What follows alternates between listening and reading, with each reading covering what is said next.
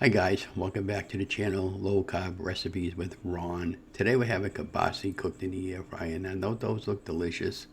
I originally set this up as a beef and butter day, or this would probably be considered a dirty or lazy keto meal, but kielbasa is good anytime. It's really great for low carb recipes, and who doesn't love a good Polish sausage and cooked in the air fryer, or your favorite way of cooking. So without further ado, let's just go right into the recipe. Today we're making a beef and butter day. We're having kielbasa cooked in the air fryer today. Now, doesn't that look delicious? So just taking a break from the butter. So what I did was I took a pound of Polish kielbasa and I just sliced it all up, and then I preheated the air fryer for 5 minutes, and then I put it in the air fryer for 10 minutes on 400 degrees. And then when it came out of the air fryer, and of course in the video here I'm showing you the kind of kielbasa I bought. KM's one of my favorite brands.